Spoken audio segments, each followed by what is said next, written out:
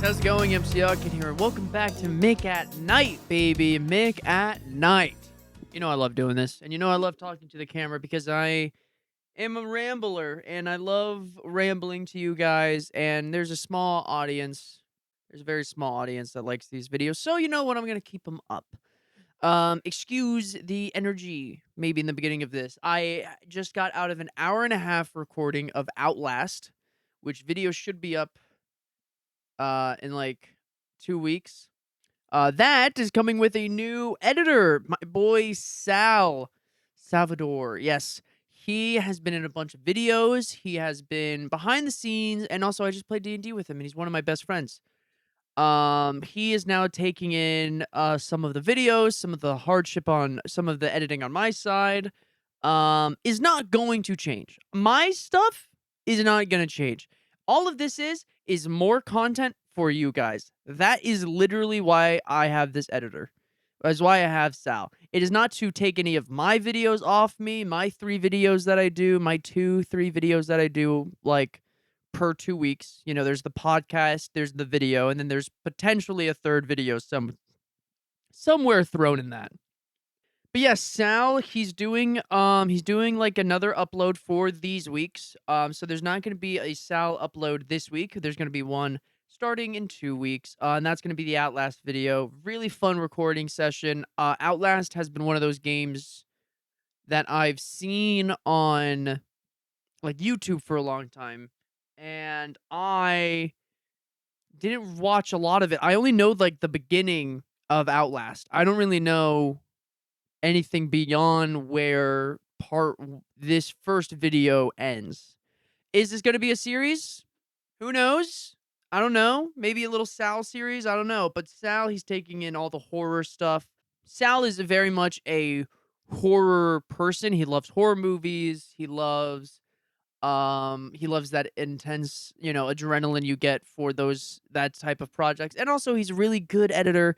He loves all these indie stuff. So I'm actually really happy that we have Sal on the team now. Well, now it's a team, I guess. It used to just be me, but now there's one more. So boom, Sal is officially a part of the nest. I want you guys, when you see the Outlast video, it's gonna go crazy, and I want you guys to be honest in the comments. See what you like, see what you don't like. If you like his editing more, that's all good. That's why I got Sal. Sal is such a good editor. Okay, moving on. You guys will see the video when it comes out, and he's gonna be he's gonna be doing a video every other week.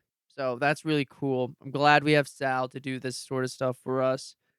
But yeah, guys, things are changing. Things are going crazy. I'm still gonna be doing, and you guys love to see them, and I know you do, my shorts, my reels, the TikToks, all of that is gonna be over here. All right.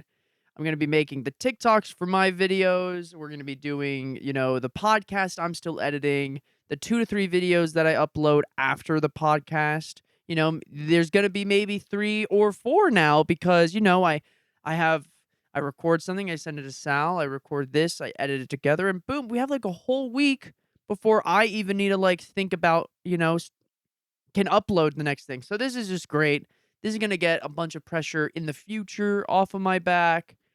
This is gonna be really good, and I can't wait to, like, start actually doing this. This is gonna be great. That is, like, the only actual story that I have for this podcast. Nothing has happened since the last episode, really. I've just been working, haven't gone on any cool trips, haven't done anything really interesting, I'd say. Besides, I went to go see the movies. I went to go to the movies the other day. And if you listened to last podcast, you might have heard me say something about the Backrooms and Obsession and how they are currently beating The Mandalorian, which is insane for movies directed by YouTubers. This one is directed by Curry Baker. Carrie Baker? It's something like that. Hold on. Corey Baker, I think it is. Yeah, Curry Baker, yes. He is brilliant. Already I can see where his brain wants to go when he's like doing this sort of stuff. Um He's already on his next project already, and Obsession, I went to go see it in the theaters. And that's what we're about to talk about right now. But it is genuinely, so far, the best horror movie of this year. And I'll tell you why. It is because it scared the living poo out of me. Let me break it down for you. Saturday, yesterday, few days from ago from recording, from uploading. I see I have a Saturday, nothing's happening. No friends are home or around. What am I gonna do?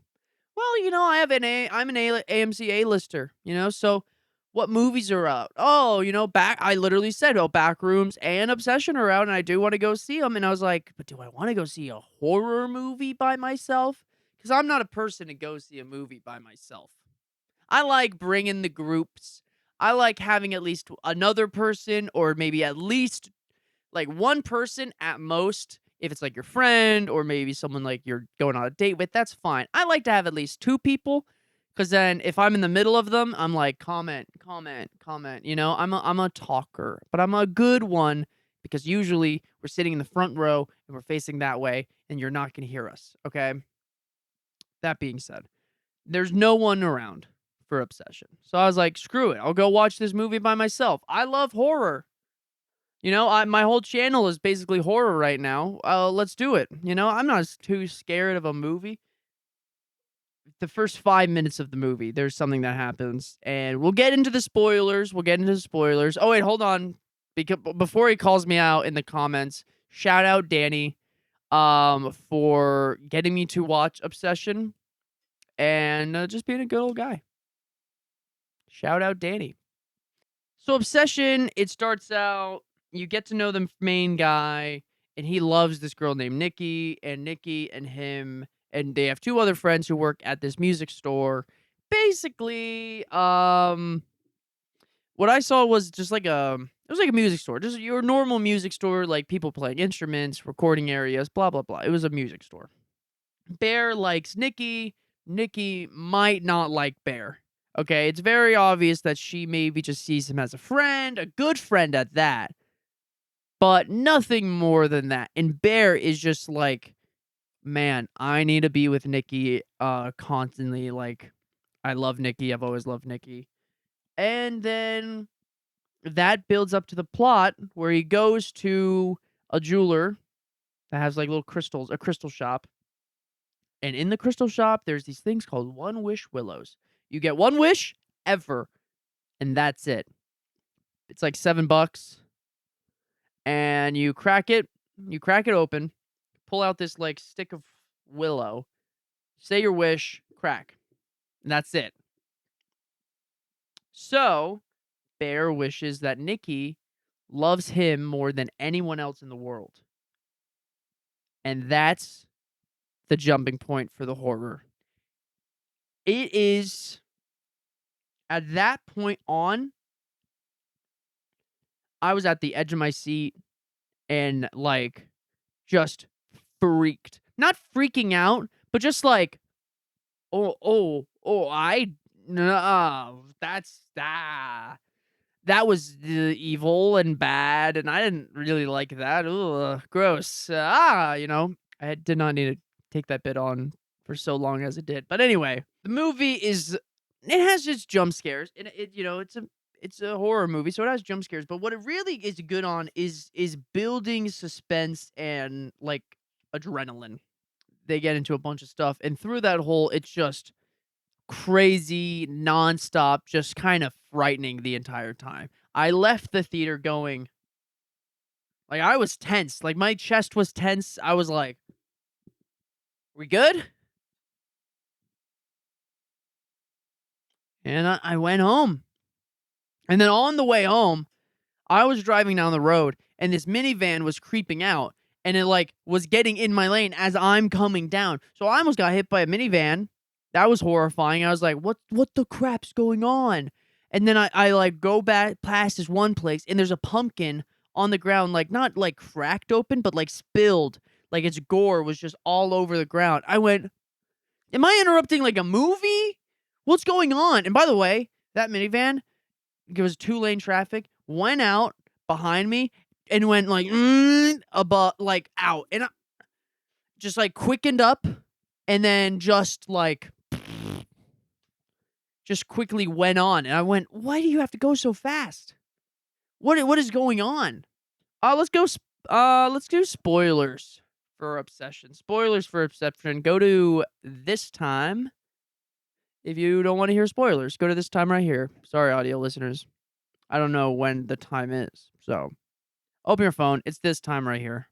So when I said first 5 minutes entail a cat dying. This is one of the reasons why my friend Lindsay did not want to go to it. They don't really like animal abuse on screen, animal death and whatnot.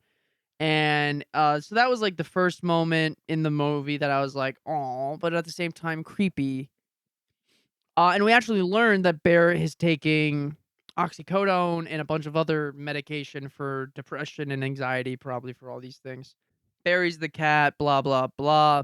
He goes out with his friends. They have a karaoke night. Not a karaoke night. They have a trivia night. Bear takes Nikki home, and that's when the wish is made at her house. And she immediately is this fighting back and forth kind of turmoil spirit. At points, she loves him, despises him, hates him, wants to be with him forever, wants to kill him, maybe. Like, it was just like the whole movie, you don't know what Nikki. We'll get into the quote unquote here. Quote unquote Nikki is thinking throughout this entire movie. You really don't understand anything that she does. All you know is that she loves Bear more than anyone else in the world, and he's the only person for her. Okay, and she goes insane. The actress for Nikki is so good. She is definitely.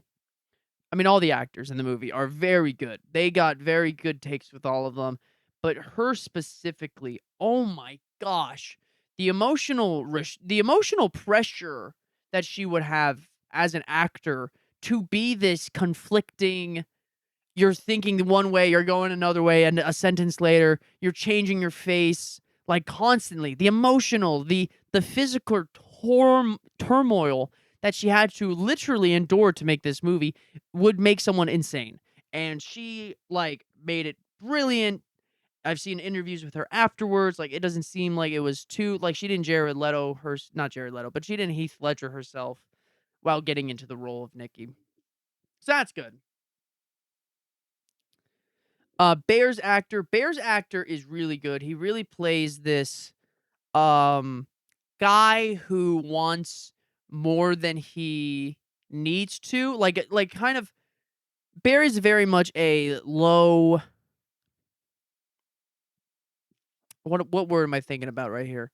Um Confident. He's low confident person. Bear has the lowest. Bear has maybe the lowest confidence I've ever seen as a character. And it just the entire time, that's pretty much his whole thing. He's unconfident about himself, other people, his life, this thing that's happened to Nikki. Like, it's just insane. The kills in it, there's a brick smashing scene that was horrifying. There's a nice little just shot in the head scene. I love a good, let me tell you what, I love a good shot in the head.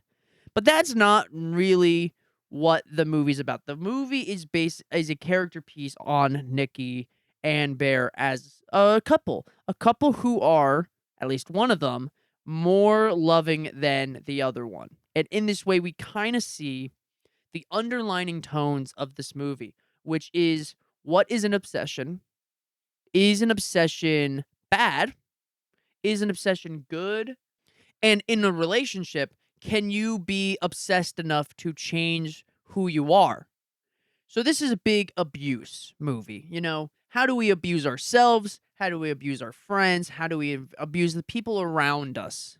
And we see that through Nikki, this character who constantly is being conflicted, constantly has basically, in my fan theory, is that if you ask the One Wish Willow for something that, like, let's say I ask, you to subscribe, and you don't want to subscribe, okay? But I wish you to subscribe. You don't want to subscribe, but there's a force now that needs to make that wish into reality. So, in Nikki's case and Bear's case, if Nikki doesn't love already to a romantic amount that Bear intended with his wish, then there comes Nikki 2, pretty much. And this exists what Nikki 2 is. Nikki 2 is, I think, a devil. I think a demon. Someone insane, okay? And it's a complete 180. And now that like Nikki has changed to Demon Nikki, the real Nikki has to go somewhere. So Bear like calls the One Wish Willow people real quick and are like, "Hey, can I change my wish?" And he's like, "No, dude, you can't change your wish. Do you want to talk to Nikki?" And you start hearing like screaming in the background of the phone, like blood curdling screaming, as though she's right here. Isn't this what you wanted? And I'm like, another thing about this movie, it's not about the obsession that Nikki has. It is the whole point of this movie that to begin with wasn't even her obsession that caused the entire movie. The obsession that the movie's title is talking about is Bear's obsession. That is something that is the main point of this movie. Bear is obsessed with Nikki. I mean, his cat's dead. His cat's dying, crying on the bed, doesn't want to go out. Like, oxycodone, already depressed, anxiety, just in a deep mental bad right now, okay? Then Nikki calls. Oh, Nikki calls. Yo, what's up, Nikki? Oh, you're hanging out tonight? Maybe not tonight. Oh, really, man? Oh, I want to hang out tonight and like hang out with the friends. I had some things to say. Maybe you can say it on the phone. Blah blah blah blah blah. Oh, you know what? Maybe I'll actually come out. Yeah. Bear wants to be with Nikki so far that he changes slightly, not to the extent that Nikki does, who he is as a person. And then once Nikki is now obsessed with Bear, they are two peas in a pod. But oh no, their two peas in a pod go crazy. Obviously, it's a horror movie. Can't all be happy. Cannot all be happy. Nikki tells this story of, in the beginning, once the willow is broken, Nikki's like, "Hey, can I sleep over? My dad has cancer and I'm sad." It's pretty much what she says. Come to find out, dad doesn't have cancer. Dad's healthy. She also doesn't even like her dad. So that was already this invasive thing in Nikki's brain.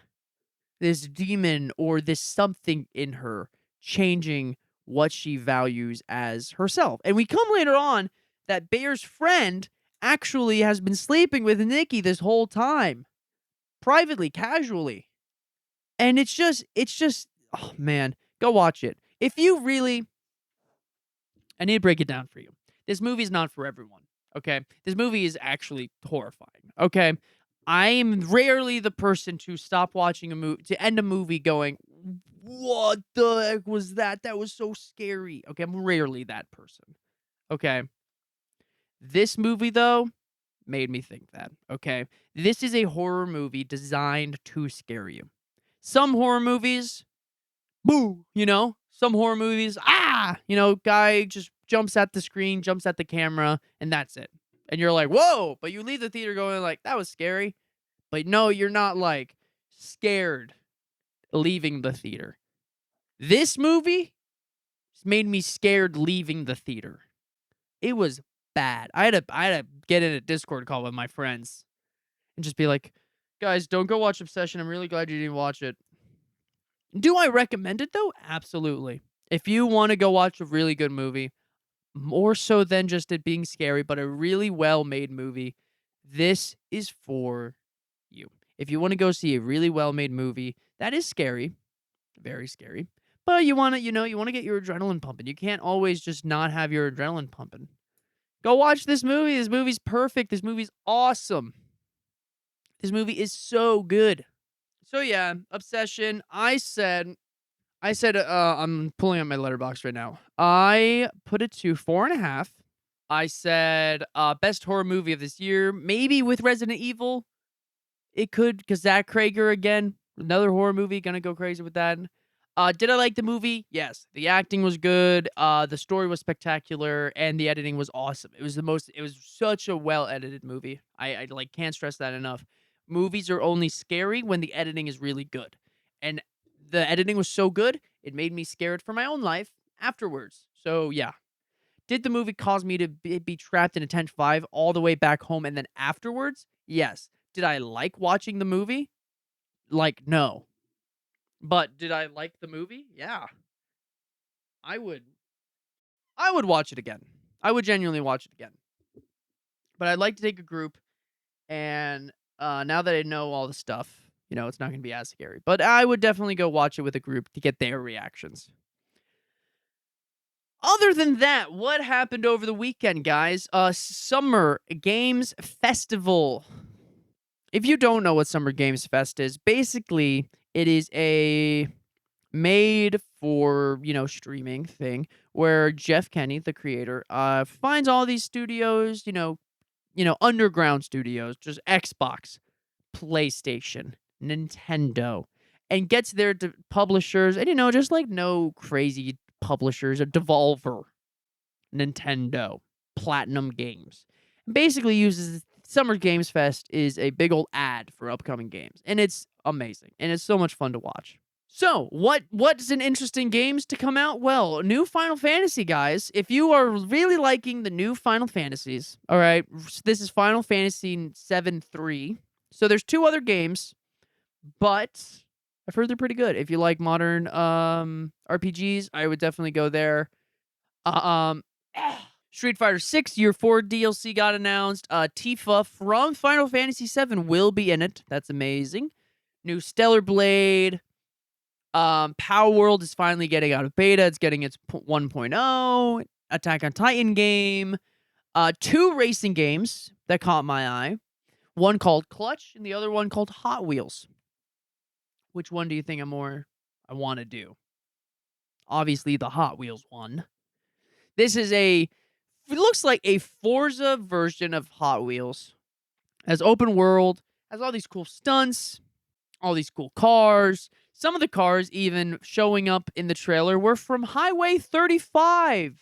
The early 2000s animated movie for Hot Wheels with guys like Vert Wheeler and Kurt. No one beats Kurt, by the way. Vert did.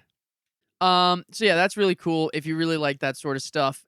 The other one was called Clutch, and Clutch is kind of a remake, not a remake, but a bringing back of the Underground series of racing games where you're kind of this driver and there's danger here. Cars can get hit and they explode pretty much, or there's guns and there's like not items, but there's like things you can do with your car. It looks like a story-driven Underground game. If you don't know the Underground series, it's basically that, just like racing game, but you are like gang affiliated almost. And it's really cool. And they've stopped making them since like 2015 because no one buys them anymore. Burnout had a bunch of those type of games. Burnout, Hot Pursuit. I just want a game where like it's more than just racing, is basically what I'm saying. Like Forza 6 is a great game. Don't get me wrong. Forza 6 is a great game. Do I like that the Forza hasn't made anything new since 4, pretty much? No. So, bouncing off of Clutch and racing games, but staying into Summer Games Fest, we got ourselves a new look at Wolf Among Us 2. If you don't know, Wolf Among Us is a Telltale game, the guys who made the interactive Walking Dead game. They're the developers behind Dispatch, pretty much. Some of them are. They made the Back to the Future interactive game, the Batman games. And one of their most iconic series is Wolf Among Us. A fairy tale setting in modern day of all of these guys. I don't really know. I'm not going to speak much about Wolf Among Us because I do want to play Wolf Among Us 1 before the second one comes out. And Wolf Among Us 1 is getting a remaster. This is great. So this is really good. The story I've heard of Wolf Among Us with Big B Wolf is insane. I've heard it's a kind of a detective story with all these fantasy characters living in modern day, like kind of New York. It's really cool. It's really cool. A new Star Wars game, that's like Fire Emblem. It's an RTS pretty much, not like real time, but it is that like grid based fighting that you know not Resident Evils. I'm distracted right now. It is that same type of Rabbids and Mario. We got Fire Emblem. There's a new Saw game. Now this one was interesting because remember when I was talking about Outlast? Well, Outlast is third game. There's Outlast. There's Outlast 2. And then there's Outlast Trials, which when it came out, people were confused on what it is. Basically, it's Outlast Saw. Okay, people are deranged, and you got to do these things before the time goes down and you die, pretty much. And there's a story to it, and there's a whole side thing, pretty much. But yeah, that is pretty much it. And Saw now is coming back to the games. Saw Genesis. Apparently, our boy John Kramer, I think his name is, from Saw. John Kramer, I'm awesome. So John Kramer is apparently now a copycat, or this is the second origin. I don't know. The trailer made it seem like John Kramer was basing his traps off of someone else's traps, because we already knew John Kramer's start with Saw 8 was technically the start of like that, but then we do this now, and now it's a game. But this is cool. This is like Evolve in a way. That it is a 3v1 where one of you are Jigsaw and you do all these cool things, and it's really cool and it looks creepy. I'm digging it. I think it'll be cool. A new game from the guys behind Assassin's Creed. It's called 1666 666. Keep that in mind. Amsterdam. Basically, you play a witch, and you're in Amsterdam in 1666, and you're gonna do some stuff. A lot of cool witch stuff I saw in the trailer.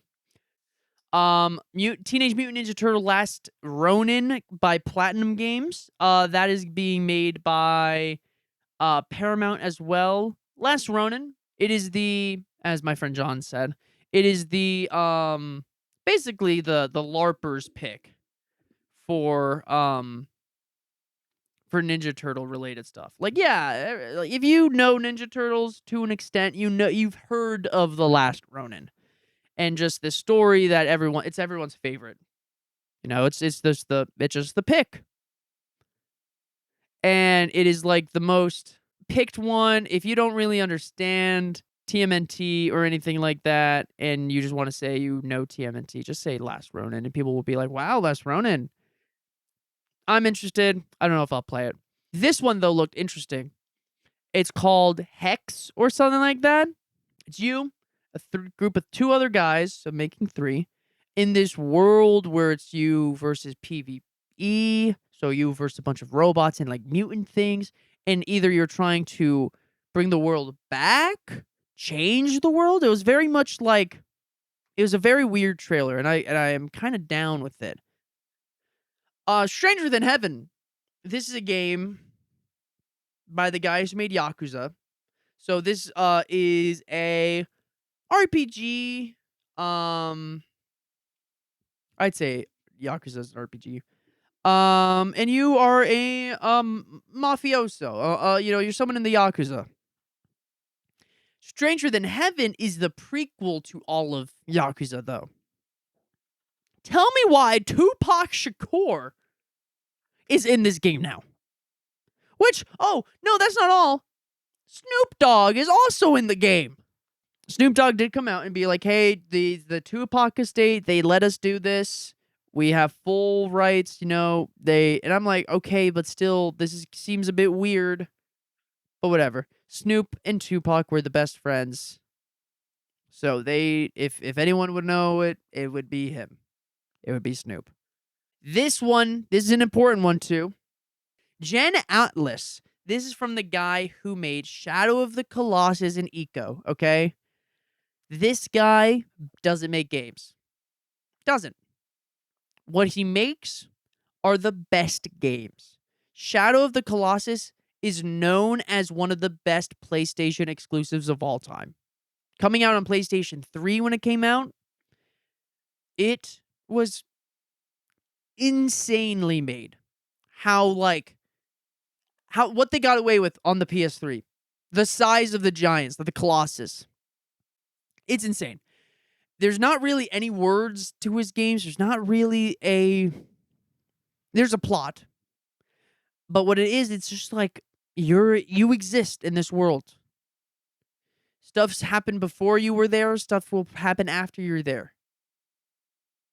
Jen Atlas looks like you are making friends with big old robots, and it looks awesome. Alien Isolation 2. This is another game we're going to be playing on YouTube. Alien Isolation. This is one of the best horror survival games of all time. Basically, you are in deep space in Alien Isolation. You're in deep space, and you have a xenomorph chasing you, and it is the most adaptive villain AI. There's only one villain in the entire game. It is the xenomorph. You have to hide, survive. And as you do, if you do more of like this type of hiding, it'll know. So you got to change it up. If you make more of this stuff, it's going to go after that stuff. It is the most intelligent AI for a roaming creature I've seen ever. It's good. It's so good. And that's why the original Alien Isolation game is known as one of those horror games that you get once in a millennia, pretty much. Because it is just so good. Like, it's for Alien. It's a movie tie-in game, pretty much. And the game that put all of this to begin with, boys, the game that opened up the Game Awards. Resident Evil Victoria. We're talking about a Claire Valentine. She is back in the main character seat. She is going crazy. And it's going to be so good. You guys know me. I love Resident Evil. The new games are so good. I need to finish 8, but we're in the process of doing 9 right now. So, I'll probably finish 8 on stream. So follow the stream channel just so you know. But that's the Summer Games Fest, and we can take into these next notes. These are just little things to end on. If you guys want a good book, it's a bit adult. I know. I don't know. My audience really is. I've seen the ages of people that on my channel. The ages are 20s and late teens, early 20s. That's my niche. That's my demographic. People lie online too about their age, so I actually don't know. But that's what YouTube tells me. If you guys want a cool book to read, that's funny. It's mainstream enough. It's just mainstream enough where most people probably haven't heard of it. But if they have heard it, they just know that it's a good book. It's called Dungeon Crawler Carl. I'm listening to it on Audible right now. Boys, let me tell you what, it is really funny, okay? You kind of have to get through the first few chapters. I will be honest. This is why you don't read it. You listen to it. Listening to it, I'd say, is better than reading it because there's a lot of stuff that happens, okay? Yes, the text in the book is like indented and the font's changed to determining what's saying what, who's saying who. For like the AIs, Well, you don't know because you never read the book. The audiobook, though, it had voice effects. The narrator of it is amazing. And Carl sounds like Roger Craig Smith doing Joe Swanson. So it's like if Sonic was doing I can't even try. I can only do Sonic. Yeah, so it's good.